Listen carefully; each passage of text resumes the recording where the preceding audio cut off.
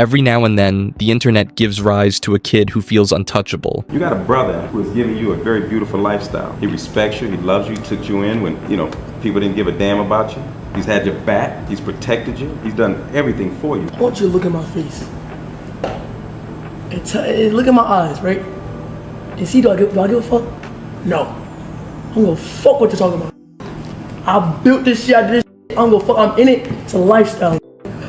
Yeah. A kid who thinks fame will bend to his will. A kid who forgets that the same people who built him up can just as easily tear him down. And lately, that kid has a name everyone recognizes. Rakai. 16 years old, with millions of eyes watching his every move, he's managed to become both a rising star and a walking warning sign, all at once. This isn't the story of a villain. It's the story of a teenager who forgot gratitude in the chase for attention. Okay? I'll be honest. I don't really... You rolling your fucking eyes, motherfucker?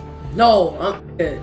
This nigga just rolled his eyes at. Before the chaos, before the arguments, before the viral clips of him yelling at teachers and mocking adults on stream, there was just a kid from Syracuse who loved the camera. Rakai started out as a background face in Kai Cenat's circle, the AMG League, a younger extension of Kai's AMP crew. Kai, already one of the biggest streamers on the planet, took him under his wing. It was mentorship disguised as brotherhood. Rakai had the access, the audience, and the chance to learn from someone who had already made every mistake so he wouldn't have to. But when you hand a 16-year-old instant fame and an audience of millions, something happens. Gratitude fades, ego takes over, and the line between being inspired and being entitled disappears. From the beginning, Rakai's content wasn't built on skill or storytelling, it was built on energy. Loud energy, chaotic energy, the kind that draws people in not because of what he says, but because of how unpredictable he is. People tuned in to see what he would do next. Name one nigga in an AMP that ever lit a firework in that room. Nobody. Make sure the camera's on. Make sure the camera's on. You gotta get it when it does it. 3, 2, 1. So why?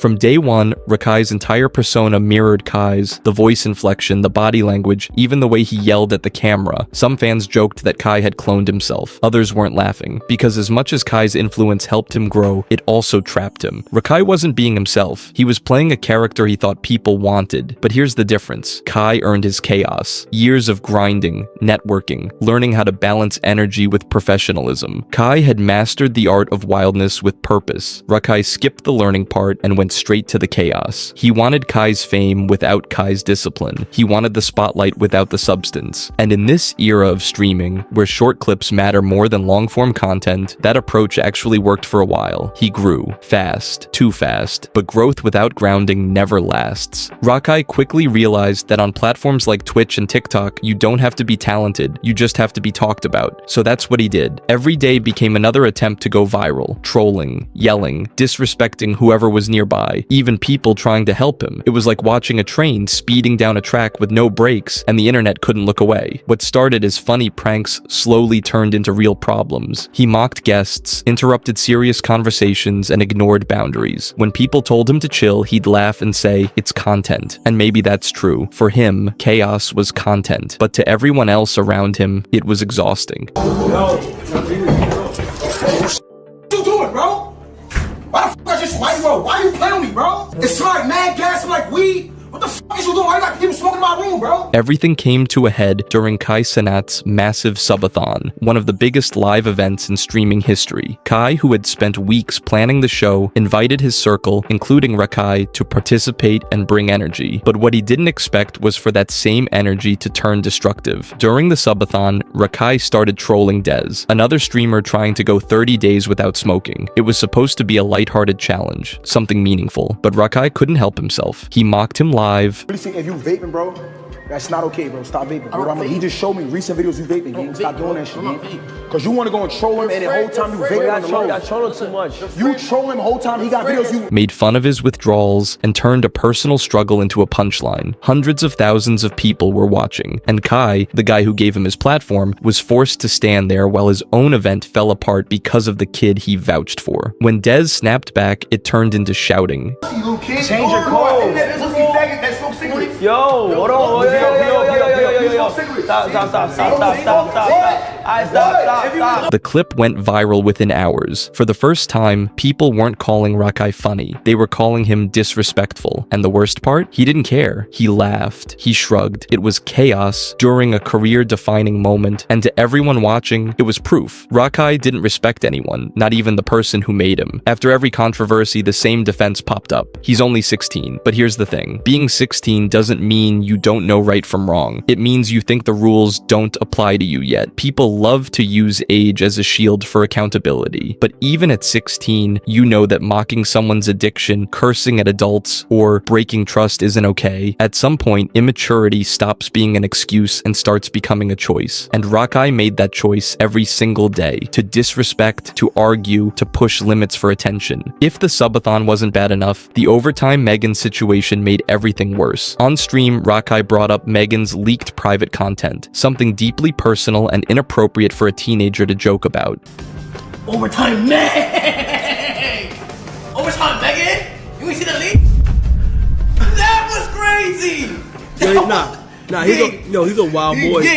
It wasn't just immature, it was a violation of basic respect, especially coming from someone with a growing audience of impressionable fans. The clip spread like wildfire. You could see Kai's face in real time, shifting from confusion to disappointment. And when Megan publicly responded, she didn't hold back, calling out his disrespect and lack of maturity. Instead of apologizing, Rakai laughed it off. Again, the internet took note. For the first time, people started to see him not as a kid learning the ropes, but as a spoiled prodigy who believed fame made him untouchable. To help Rakai focus, Kai and others brought him into Streamer University, a structured program designed to teach younger creators how to manage fame, build content, and respect the people around them. But instead of taking it seriously, Rakai treated it like a playground. He interrupted lessons, mocked instructors, and even turned assignments into skits. What could have been a chance to grow turned into another stage for him to act out. The worst moment came when he and another student started throwing food across the classroom.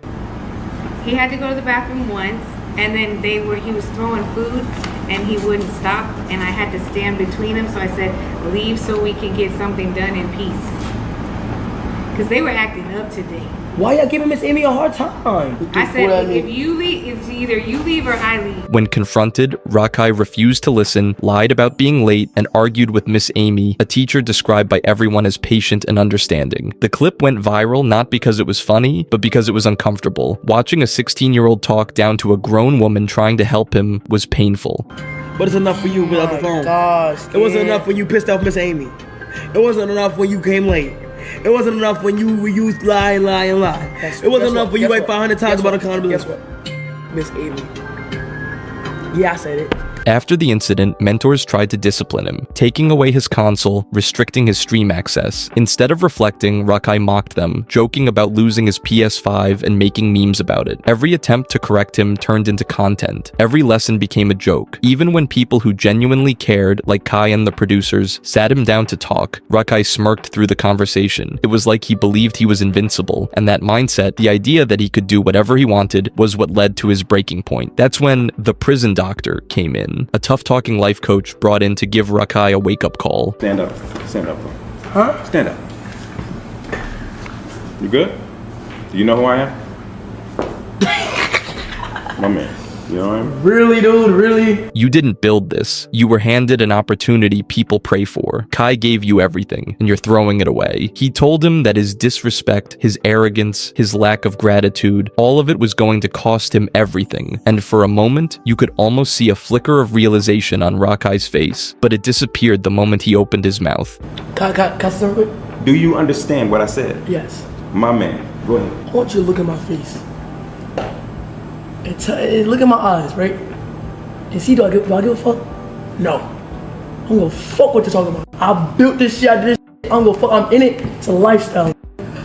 Yeah. That was it. The exact moment the internet turned on him completely. Because that wasn't just disrespect, it was delusion. To say you built this when you were given a platform by one of the biggest streamers alive, that's not confidence. That's arrogance born from comfort. After that, everything Rakai did felt different. Every clip, every joke, every argument started being filtered through the lens of someone who didn't appreciate what he had. Fans who once cheered for him started leaving. People who defended him stopped trying. If there's one thing that ties every Rakai controversy controversy together, it's the same cycle. He crosses a line, he gets called out, he laughs it off, then he does it again. It's not about age anymore, it's about accountability. He's become the embodiment of wasted potential, not because he lacks talent, but because he lacks humility. Here's the frustrating part. Rakai could have been great. Under all the arrogance, there's real charisma, the kind of natural presence you can't teach. If he learned restraint, if he learned humility, he could dominate the streaming world. Even Kai still believes in him. In the world, he's going to be bigger than anybody you may know. I'm telling you, he's going to be the biggest streamer in the world. He's literally going, I'm betting you right now, he's going to be the biggest streamer in the world. But bro, before he does that and shit, nigga, I'm just trying to make sure he's on the right path in real life. I'm telling you, gang. But bro, his